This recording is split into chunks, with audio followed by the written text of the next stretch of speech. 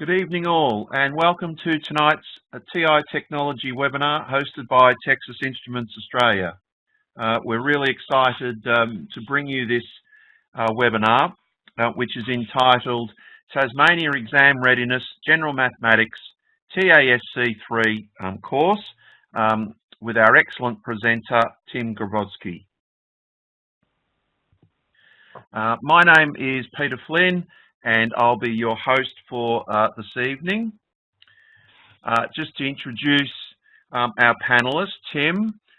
Tim is an experienced mathematics teacher at the Hutchins School in Hobart. He's been teaching mathematics for over 15 years and has taught in a number of Australian states and territories. Tim incorporates very well technology into his daily teaching, and he's a passionate educator. So good evening and welcome, Tim. Thanks very much, Peter. No problem at all. My experience of Tim is that he has a superb knowledge of TI-nspire, and I'm sure that you'll, at the end of this webinar, you'll vouch for what I just said. Tim's got a number of excellent demos to show us in relation to using the device in the time pressure of the examination setting. So I'm looking forward to what Tim to offer. So without further ado, we're really looking forward to what Tim has to offer this evening. So just as the ball's being handed over to him, this particular webinar will be very useful for Tasmanian teachers, but also having a quick look at what Tim has prepared, also very, very useful for teachers in the Victorian setting. So, Tim, I can see your screen, so over to you. Good luck, and I'm sure it's going to be excellent. Thanks very much, Peter. And good evening to everyone. Now, my plan this evening is to kind of switch between some pre-prepared exam questions that have just been taken straight out of the Tasmanian TASC past exam papers.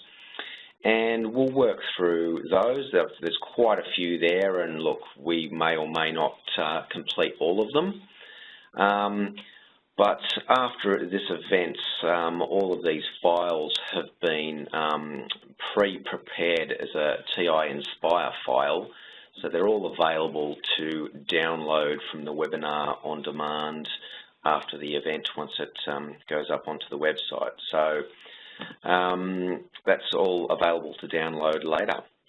All right, so before we jump into the first question, I just wanted to take a minute or two just to make sure your calculator's in the right settings.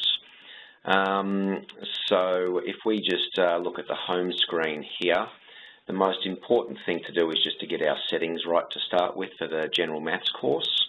So I'm going to hit number 5 settings here. And first of all, let's just have a look at the software that's running. The most up-to-date calculator version, the software version, is 4.5. So if you're not running that at some stage, it's probably a good idea to update your calculator as well too. You can do that via the website and just download the software. So if we go back into settings again and go to our document settings, here's where we pretty much want to set how our calculator is going to operate for the exam. Float, that's basically going to give us 6 digits. So we can leave that as default. We can change this if we have to later on. Now this one here, our angle, very important that we change that into degree mode. We don't want to be working in radian mode for this course, so change that into degree mode. And another useful setting is our calculation mode is currently set on auto, but for the general maths course, I'd probably advise you to set it to approximate so that it rounds everything off to some nice decimal places for us.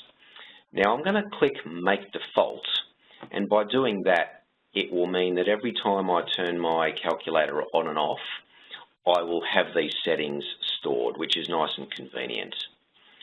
And okay.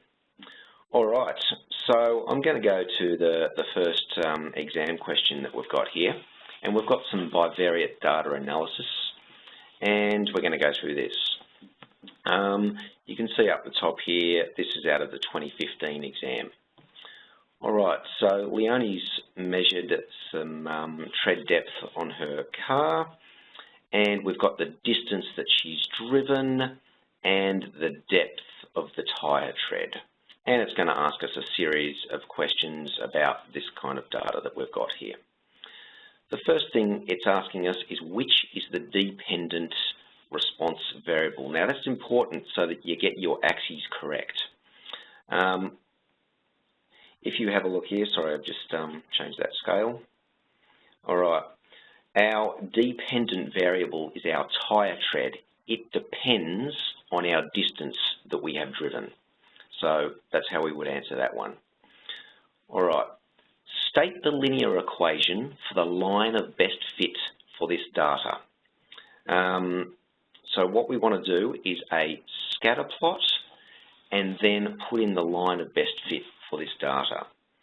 So we need to enter this data into our computer. So on our home page, you can do this a number of ways, but let's go into lists and spreadsheets. And we're going to call this first column our distance, and our second column is going to be our tread depth. And we have to enter this data in, so 0, 5, 10, 20, 30, 40, 50, 60. And then our tread depth, 6, 5.4. Now this is just the data that's straight off the exam question. 4, 3.2, 2.3, 2, and 1.8. I've now got all my data in there, and what I want to do is a nice scatter plot. And again, I can do this a number of ways. Probably the best way is to press your control key and then your dot key, which is add page. And I want to add a data and statistics page. And that's basically a scatter plot at the moment, but I need to set up my axes. So I'm clicking down here and I've got my distance as my X, and remember the dependent variable is the tyre tread.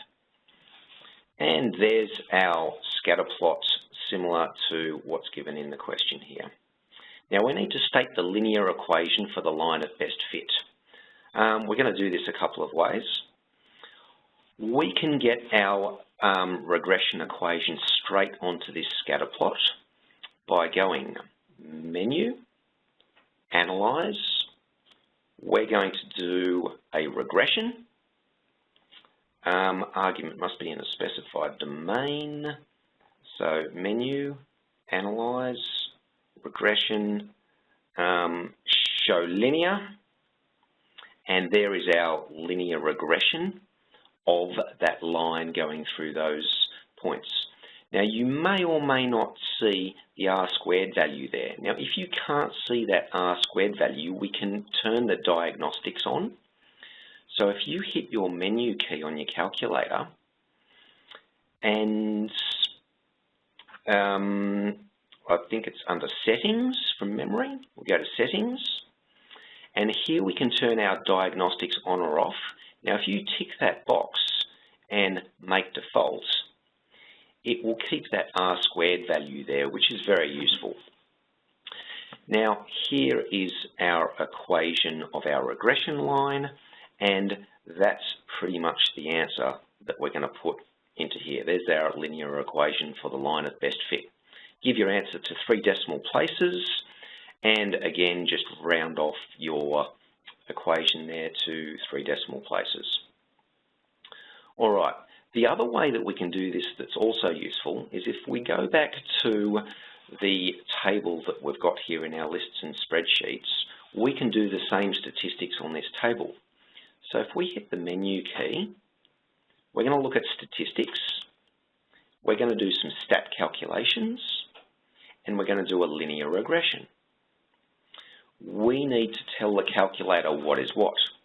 Now remember, our X values are the distance, and the Y values is the tread depth of the tyres. Now, take note of this here. Save the regression equation to F1. That's very useful because that regression equation is going to get stored as a function that we can refer to later on. And down the bottom here, it's going to place all of our results into column C. Okay, and in column C here, if we just scroll up a little bit, we can see all of the results of that linear regression that we've just done. There's our R² value, and there's our correlation coefficient. So getting back to the actual question, part C, state the correlation coefficient and explain what this means.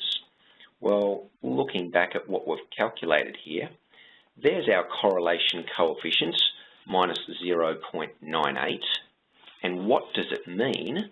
If we look at the graph, we have a negative correlation. So as our distance travelled increases, our tread depth decreases. That's what our negative is saying there. Back to the question. Use algebra, so we do need to show some working out here, and your equation to predict the distance travelled when the tyre tread is 4.4 millimetres. So coming back to the calculator, coming back to a normal calculator screen now. So again, Control, add a page. I'm just going to insert a normal calculator. Now, remembering that everything has been stored as F1. So if I type in F1, it will go bold, meaning that there is something stored there. And if I just put in X as my variable and press enter, that was my regression equation. Now, I wanted to figure out what the tyre tread was. So coming back to the question here, what is the distance driven when your tyre tread is 4.4 millimetres? So coming back to our calculator page, what we want to do is we want to solve our equation, so F1 evaluated at X, we want to make it equal to 4.4 because that's our tyre tread depth, and we're solving it for our variable, which is X, giving us 17.2. Now bear in mind from the question that 17.2 is your distance driven in thousands of kilometres. So if we were then to just simply multiply that by 1,000, there is our distance travelled, 17,254 kilometres. And getting back to the last part of the question, comment on the reliability or otherwise of your answer to part D. Now, we were talking about a tyre tread depth of 4.2 millimetres. Sorry, I think it was 4.4. If we have a look at our graph here, 4.4 is within our data set. So we are interpolating, meaning that we can be fairly sure that our answer is reliable because we are interpolating from our data set. The other reason that we can be reasonably reliable is remember that our correlation coefficient was minus 0.9, which is a very strong correlation coefficient. And that, I believe, takes us to the end of that first exam question. All right. Sorry, there are some more parts to that. What we now need to do is prepare a residual plot for the linear model that we just found on the grid below. So we basically have to get some data onto that test paper there. We've got to prepare a residual plot. So coming back to our calculator, we first of all have to have performed a linear regression, which is what we've done. And now to see the residual plot, we're going to go Menu. We are going to Analyze. And number 7 there, you can see Residuals. and we want to show the residual plot, and there is our residual plot. And to see the coordinates, if you just get your trackpad and hover over those data points, you'll see the coordinates of each of those residual plots, and you would then simply copy them over to your exam paper and plot them there on your graph. So that graph there would look exactly the same as that residual plot that you can see down the bottom there on your calculator. The final part of this question is asking us to state whether the model is a good model or not and give reasons for your choice. Typical exam question. If we have a look at the residual plot, that residual plot is following a definite pattern. We can see almost that curve to that residual plot. Now, the fact that that's following a pattern suggests that the model that we've chosen is not a good model. A good model should have randomly scattered residual plots above and below that line there. So given that there is a pattern, we would have to say that the model that we've chosen is not a good model. Okay. That then takes us on to the next question in bivariate data analysis. This one's out of the 2016 exam, and this one's about time series analysis and moving averages. All right, so what we've got is a new childcare centre that's opened up. We've got the month and how many children are attending this childcare centre. The first thing we've been asked to do is calculate the missing values for the 3-point moving average and put them into this table. So you're literally going to write them onto your exam paper. We're going to do this on the calculator, and then it's just a matter of copying it and placing it onto your exam paper. So once again, we need to get this data into the calculator. So away we go. I'm just going to close this document here. I'm not going to save that. I'm just going to open up a new document. Once again, we want to choose a lists and spreadsheet. All right, and we need to give our table a title here. So we're going to label this first column as the month. Our second column is going to be the number of children that are attending in that month. And our third column is going to be our 3-point moving average. So I'm just going to call it AV3. We need to get our data in, so very quickly we've got 1, 2, and we're going up to 10 months. We now need to enter the number of children,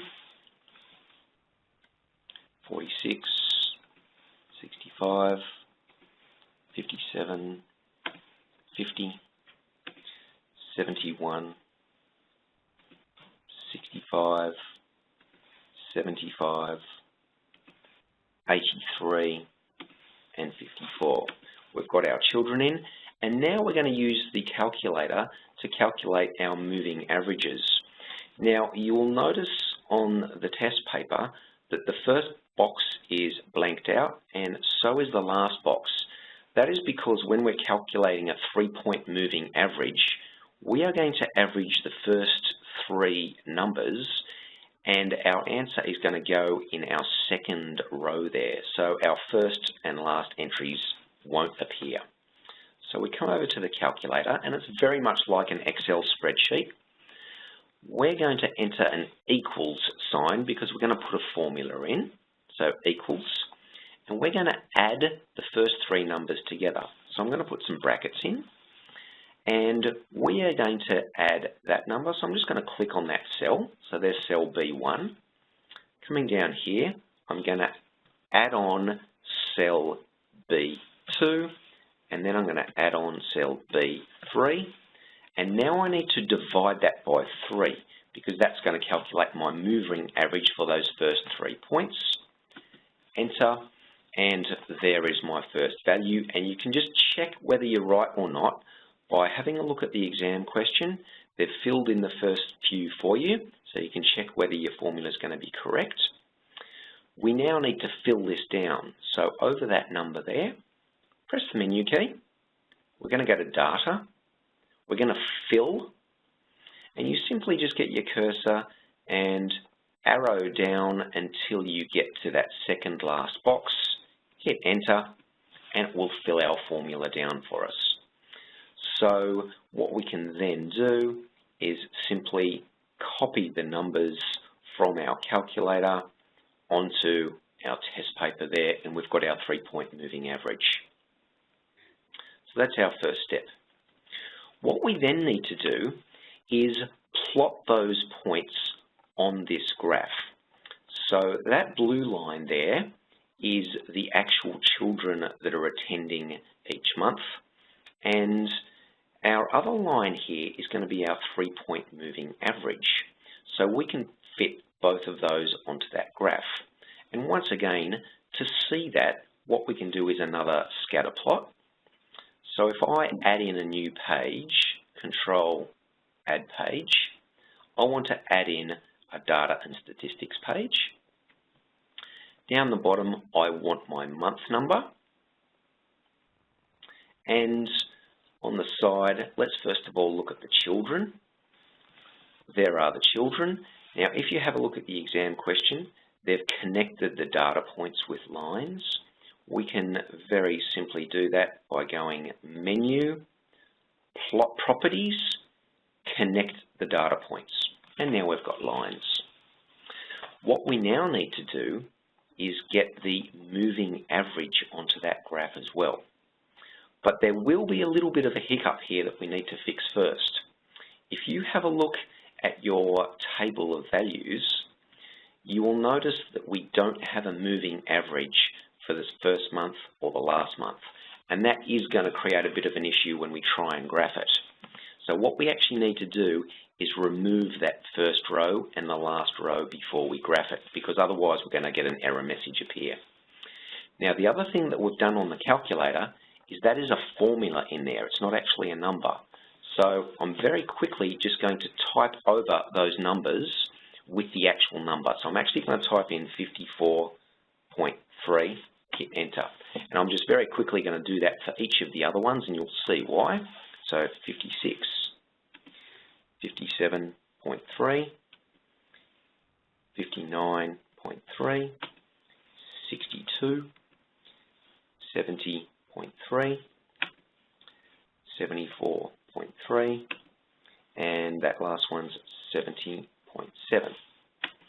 I can now delete my last row. So if I click on that number 10 here, and on your handheld calculator, a right mouse click is like a control menu. I can now delete that row. I don't need it there. And I'm going to do exactly the same thing for the first row. I'm going to delete that row as well. Control menu, delete that row. And now, when I come back to my scatter plot, I should be able to put a new plot on there as well. So I'm going to go Menu, Plot Properties. I'm going to add a Y variable because I'm going to add another graph onto it. So add Y variable, and I'm going to add my 3-point moving average. And there is my 3-point moving average that's been placed on top of the number of children attending, which is going to complete that graph for us. And you can easily just read the numbers off your table and plot them on that exam paper as well.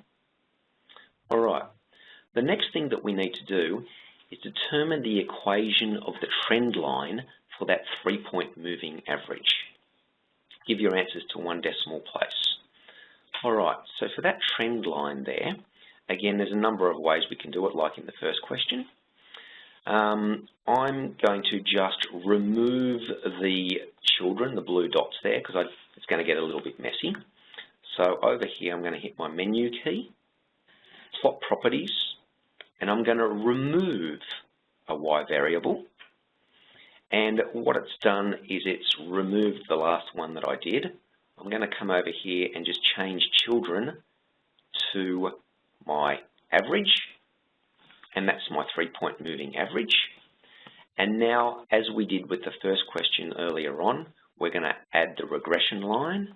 So menu, analyze, regression, show linear.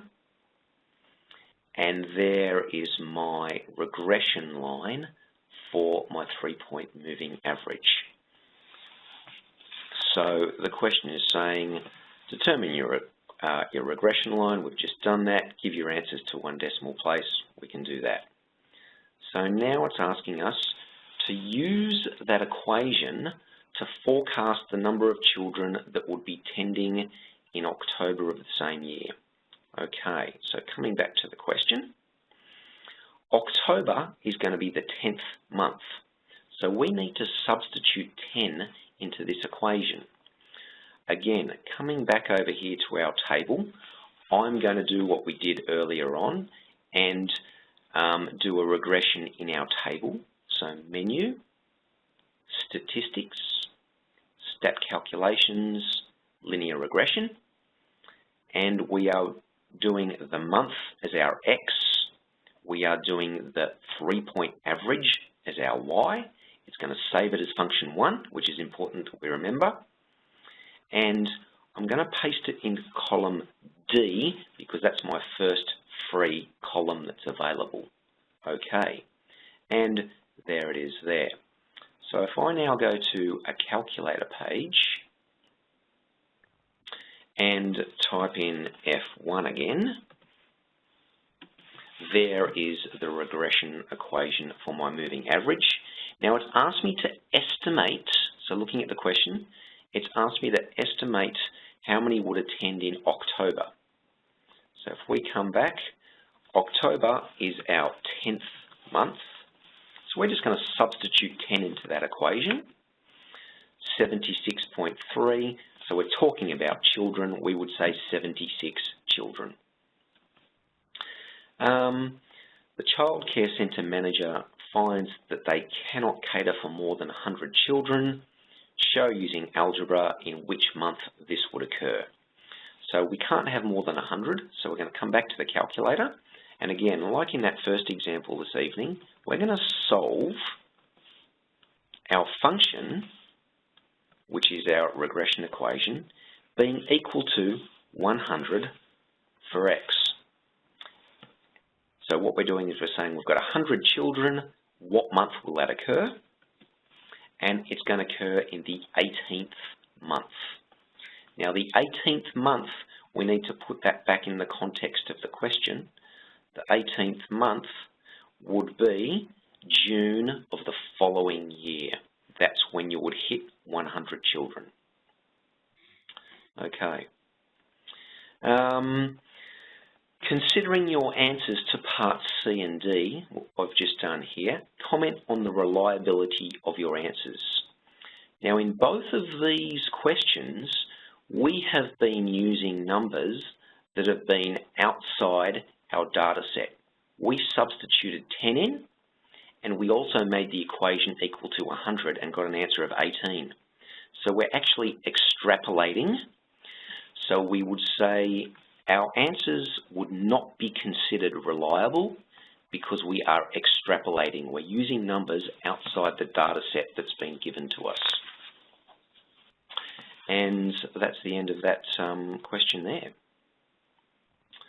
All right, moving on to some finance. This is out of the 2017 paper. Justine's opened a school saver account for her son. It's got a higher than usual interest rate, no account keeping fees, a one-off deposit of $750, and it's paying 7.5% compounded fortnightly. Determine the amount in Mickey's account after 2 years. Okay, so this is a compound interest question. We're starting with $750. How much are we going to get in 2 years' time? All right, so coming over to the calculator, I'm going to close that, and I'm going to open up a new document, and I'm going to use a calculator. Now I'm just going to use the compound interest formula.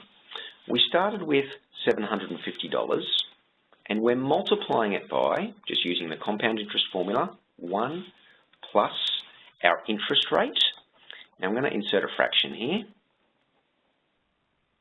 And our interest rate was 7.52%, so I'm going to put in 7.52. But we need to divide that by 2600. The 26 is because it's being compounded fortnightly in the question, and the 100 because it's a percentage. Okay? And we then need to raise all of this to a power. So we hit our power key, and we're doing this 26 times a year, and we're doing it for 2 years. You could have just typed in 52. Enter. So we're going to end up with $871.54. We could have also used finance mode on the calculator to do this, but we'll get to finance mode a little bit later on, so I'll just leave it at that for that one. So $871.54 after 2 years in that account. Now, part B, calculate the effective interest rate and explain what this means. So let's do the second part of this question first. An effective interest rate would be the equivalent interest rate if it was only credited once a year. This interest rate is being compounded every fortnight, every 2 weeks. But an effective rate is the equivalent rate if you only got the interest once a year. So that's what that means. Now, I'm going to use the calculator to work out the effective interest rate. And there's actually a built-in command here. So if we go menu, we're doing some finance, we're going to do interest conversion, number 5, and we're going to do an effective interest rate. Now, the effective interest rate takes 2 parameters. It takes the percentage, which was 7.52% per annum, comma, you now have to put in how often that interest rate was compounded. So that's our nominal rate. It was being compounded 26 times a year. And hit enter. And there is our effective interest rate, 7.80% if we round it off. Now, note that the nominal rate was 7.52. Your effective rate is always going to be slightly higher than that compounded, than that nominal rate, I should say. Okay. Second part of the question now. When Mickey's got $1,000 in his account, the bank ends the special school saver account and savings get transferred into a regular account. The account's got an account keeping fee, and at the beginning of the month, we're modelling his money by this difference equation. So this is actually bringing in sequences and series to this part of the question as well too. So there's our difference equation. How much is the monthly account keeping fee? So if you have a look at how this difference equation is set up, that -5 is telling us that every month we're losing $5. So that would be our account keeping fee. That's our $5 there. So account keeping fee, $5. That's what we're subtracting. Determine the nominal interest rate per annum of the regular saving account. Now, that 1.032 there, that's how much our money is going to get bigger by each month. So effectively, we've got 0.32% every month. So if we come over to the calculator, we have got 0.32% every month, and we're going to multiply that by 12 because there's 12 months in the year. We get 3.84%. That would be our nominal rate for the year. So that's what that question is asking there. All right, part E. Discuss how the amount in the account will change if Mickey keeps his savings in this account without making any future deposits. So what we're going to do is we're going to do a sequence plot of this difference equation. All right, so we come over to the calculator.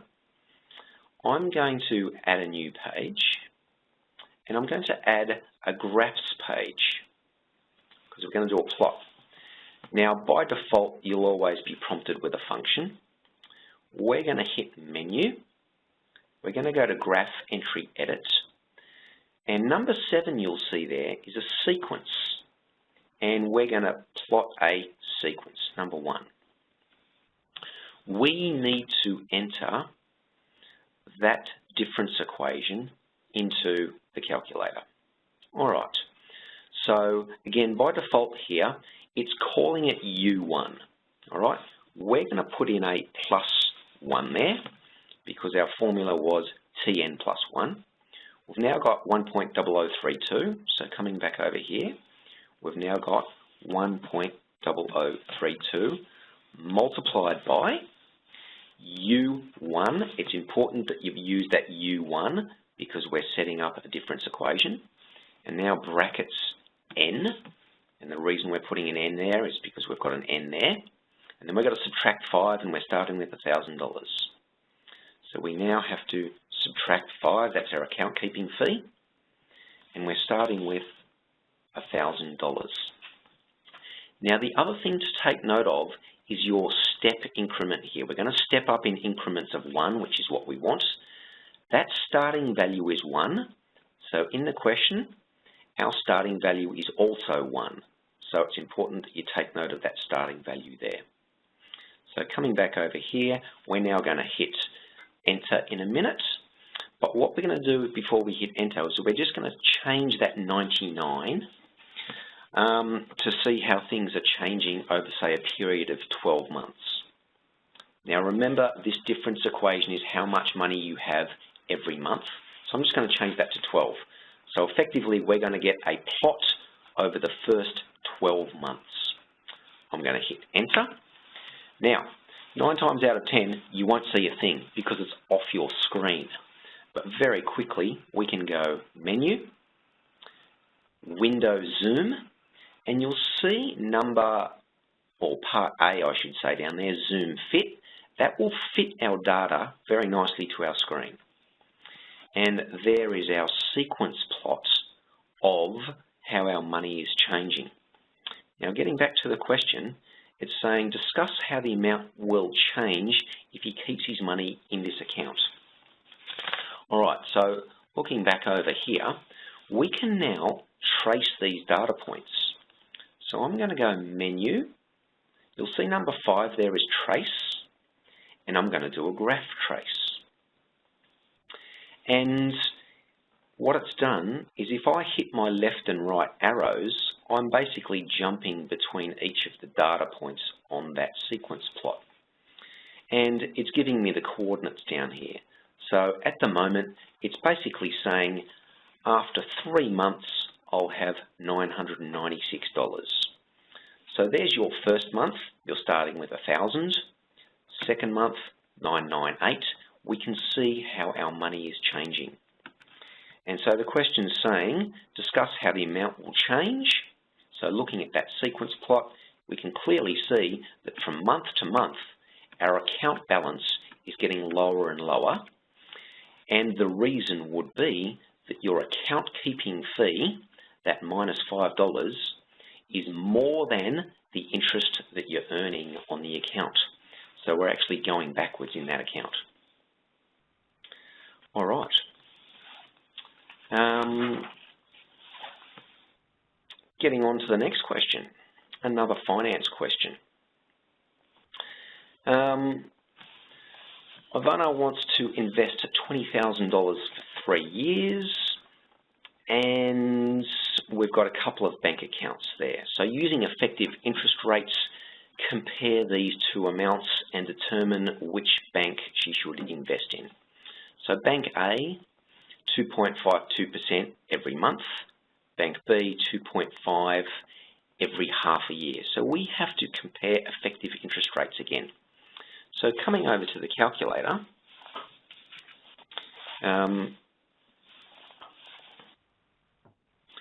going to start a new page again, new document I should say. So File, New Documents. I'm going to just add a calculator page. Now remember, I'm doing effective interest rates again, so menu, finance, interest conversion, effective interest rates. And our first interest rate was 2.52 every month. So 2.52 every month. So we're putting 12 there.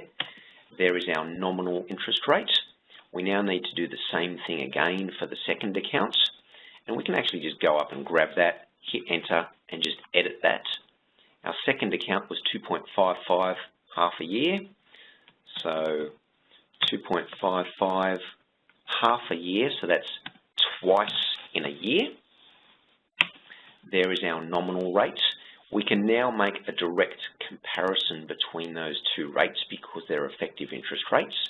And we can see that that second bank has got a slightly higher interest rate. Hence, we should choose that second bank, which is Bank B. All right. Ivana bought shares with the $20,000 and sold them later for $21,952. Determine how much extra money she would have made as opposed to investing her money with Bank B for 3 years. Okay, so there's a couple of things going on here.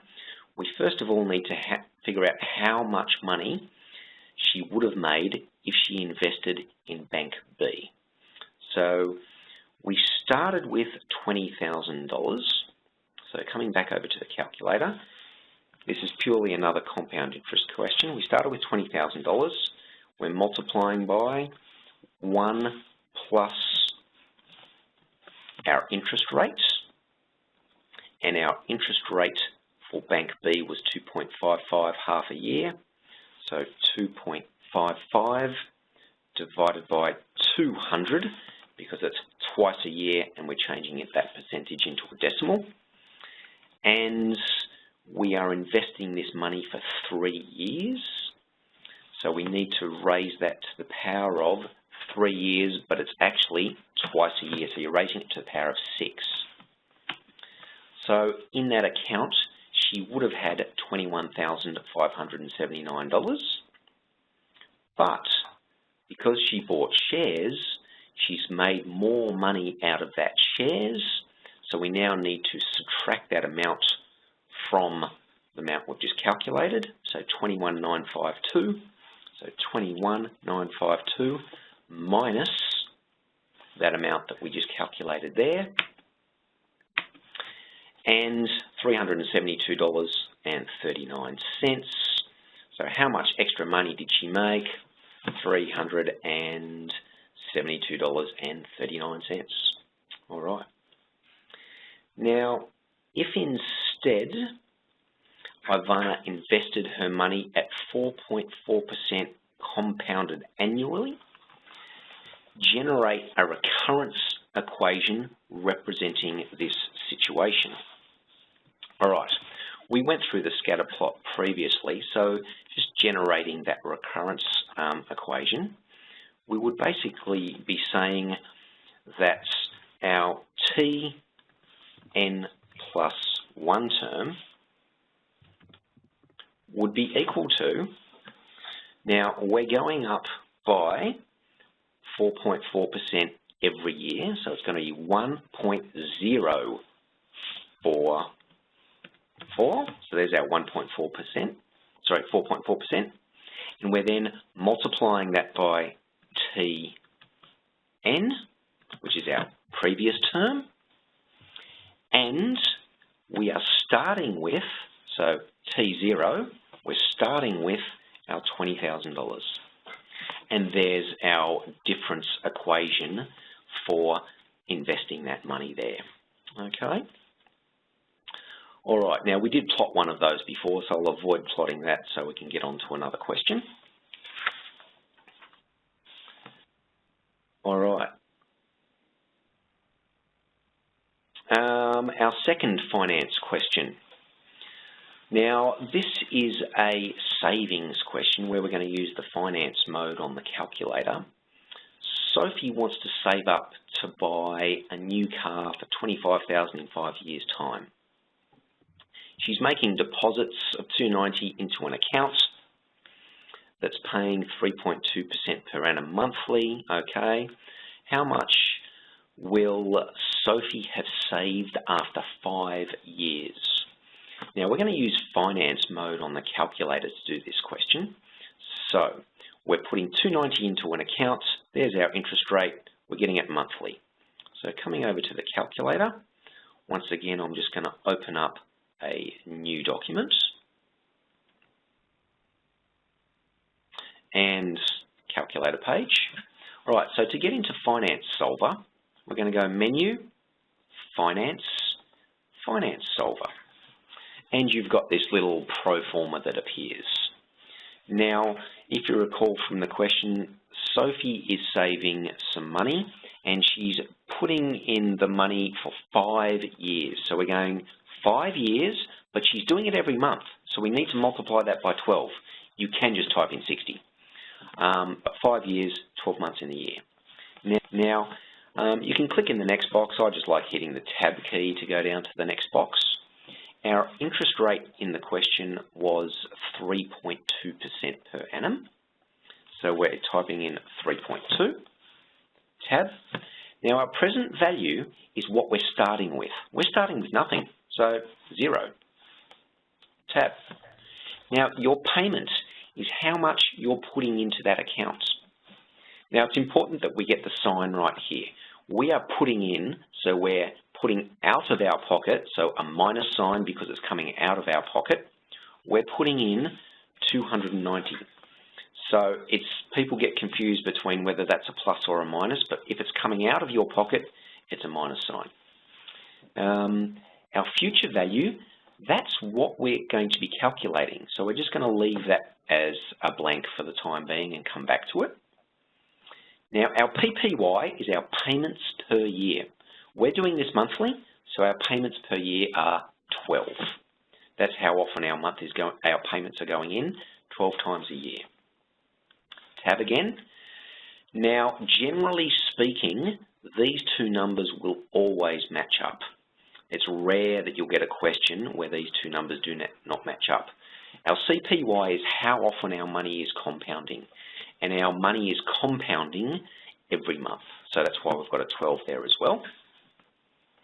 And our final box is we need to decide whether we're going to use begin or end. Now, we are earning interest from the very beginning of the month. Your payments are going in at the beginning, so we're actually going to choose begin. If this was a loan question, we would have to choose end because your interest is calculated at the end of the month. And so now coming back up to the box that we need to calculate, which was our future value, if we hit enter, it does all the calculations for us, and that's how much money Sophie's going to have in that account in 5 years' time, which is $18,892.38. Now, the other thing to take notice of is that Finance Solver has saved these numbers under these little menu buttons down the bottom. So if we're in a calculator page, we can just quickly recall that number if we wanted to as well. All right, so back to the question. So we've calculated how much money she's going to have saved after 5 years. All right. After 5 years, Part B. Sophie currently owns a car valued at $9,000. It's depreciating at 15%. Determine its value after 5 years. All right, so this is purely a depreciation question. We can go straight off our general maths formula sheet. Coming over to the calculator, I'm just going to press escape to get me out of Finance Solver. Now, we had a $9,000 car, and our depreciation is multiplied by 1 minus, our depreciation rate is 15%. So again, we can either type in 0.15 or we can do 15 divided by 100. It's a minus because we're depreciating, remember, compound interest plus because we're going up. And we now need to raise that to the power of 5 years because that's how long we're depreciating for. And that is the value of Sophie's car in 5 years' time, $3,993. Okay, so there's part B. Now, after 5 years, Sophie's able to sell the car for $3,500. So they're telling you in the question that instead of getting that amount of money, the 3,993, she's actually only getting 3,500, so slightly less. So that's the number we need to be working with now. Even with this money, she needed to have increased amounts deposited every month. So instead of the 290, that's not quite enough. She needs to put some more in order to save the $25,000. Determine the extra money Sophie would need to deposit to have a total of $25,000. Okay, so we're going to have $3,500 available to us. So if we do 25,000 minus 3,500, so 25,000 minus our 3,500 for our car, that amount of money is how much Sophie needs in the 5 years. So we're going to go back into Finance Solver now. So menu, Finance Solver. It remembers all of our previous inputs, which is very useful. So our N is still 60 because we're saving money for 5 years. Our interest rate hasn't changed. Our present value is still 0. Our payment is going to be different, so we're just going to delete that number because that's what we're going to have to figure out. Our future value, we need $21,500 in 5 years' time. We're still at 12 months for our payments. We're still at 12 months for our compounding, and we're still at begin. Nothing else has changed. So if we go back to the payment box and hit enter, Sophie needs $330.03 every month. So if we look at the question, it says how much extra does she need? So it was $290, so it's now $330.03. Once again, we're going to do $330.03, take off our $290 original payment. She will need an extra $40.03 every month to reach her goal of buying that car. Okay. We've only got a few minutes remaining. We should be able to get through this next question here. We'll see how we go. This is, again, a finance question. It's about loans and paying money off instead of saving money. So we'll give this one a go as well too. A person's borrowing $320,000 in order to buy a house. They're repaying that at 6.8%, and that's happening for 25 years. Now this is a show that question. So you need to show that the repayment figure is $2,221. And again, we're going to use finance mode. There's nothing wrong with using finance mode. If the question said show using algebra, then we would have to use the loan formula off the formula sheet. But it doesn't, so we can just use the finance mode again. So we've got all those numbers there to enter into finance mode. All right, just going to open a new document again and go into finance mode.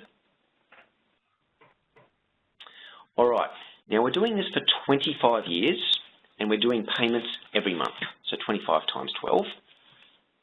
Now our interest rate was 6.8% per annum. Our present value is the amount of the loan, because at the moment the present value of the loan is $320,000. So that's our present value. Our payment is what we're calculating, so we're going to leave that blank at the time being. That's what we need to calculate. Now, because we're paying off a loan, the future value of the loan is 0. There'll be nothing left, so we want 0 as our future value. Again, our payments per year are 12. We are making monthly payments. and we are compounding 12 times a year according to the question. And the final thing here is whether we choose begin or end. Now with a loan, we are paying the interest at the end of the month, so loans is always end. All right, you'll realise if you've made a mistake because you won't get the same question, you won't get the same answer as the question has indicated. So we go back up to the payment box, hit enter, and there's our repayments, $2,221.03, as we've been asked to find.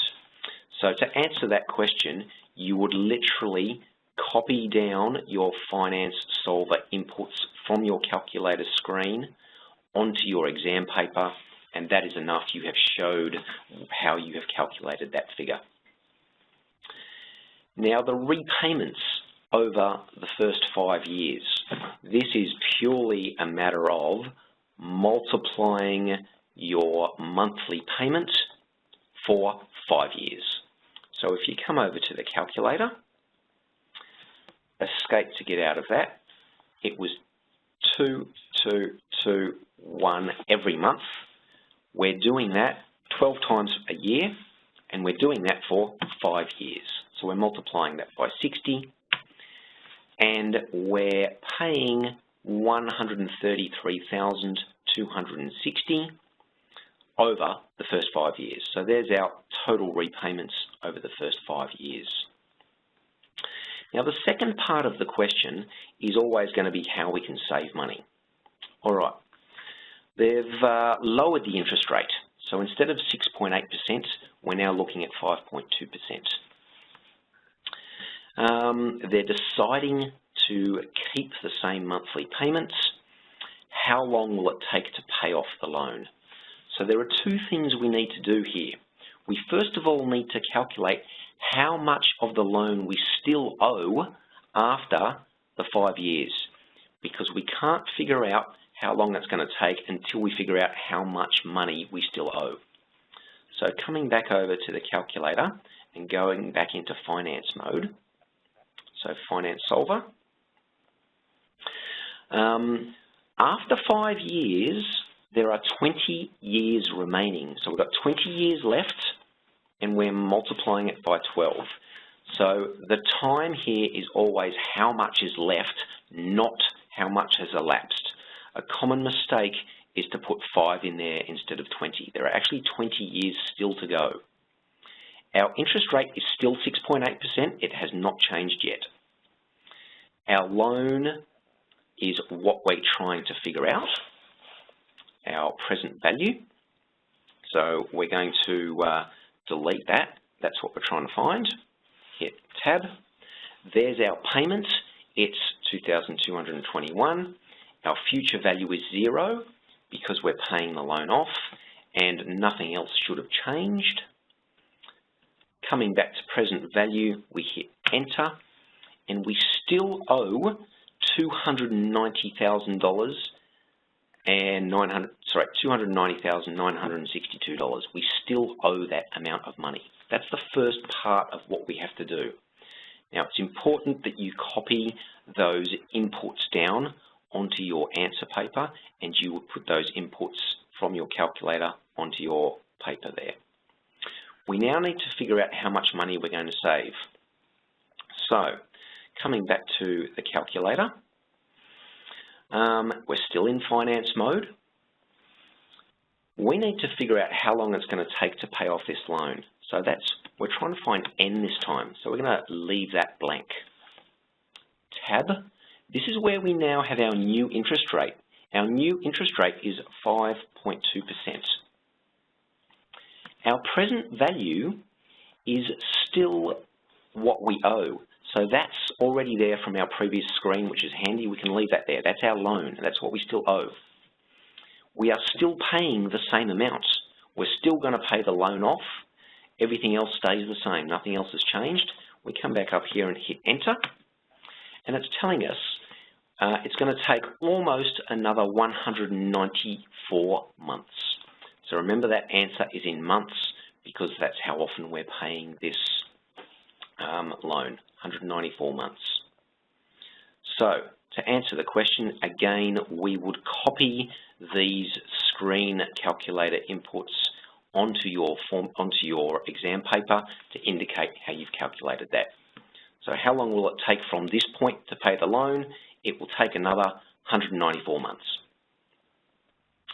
And the final part of the question is compared to the original loan conditions, so what we originally had, how much money did you save?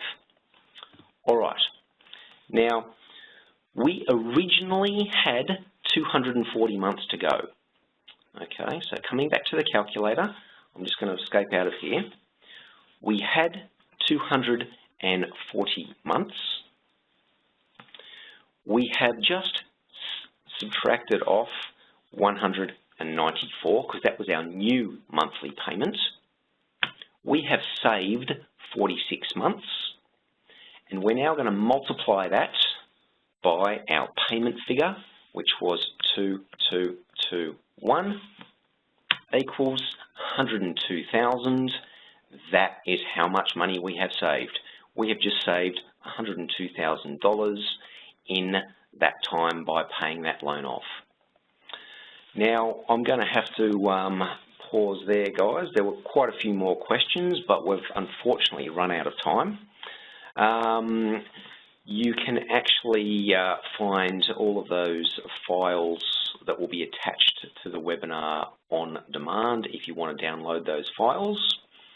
And, you know, maybe next time we can do the rest of the questions. But hopefully you got something out of that, and I'll hand back over to Peter. Thanks very much, Tim. That was superb, faultless actually. It's very difficult talking into a computer for an hour or so, and your pace was fantastic, very informative, and gave us a really good insight into answering questions involving bivariate data, and also the very useful finance solver. So as the ball should be coming back to me, so hopefully we'll see my screen shortly. Just to finish up, your feedback is important to us, so please take the time to respond to the survey at the conclusion of this event so we can continue to improve our webinar series, which is proving very popular in terms of watching it live, but also being able to watch it on demand. Importantly, in about 48 hours of the finish of the webinar, every attendee will receive an email. Additional links will be provided in this correspondence, including one for the webinar certificate, which is very important.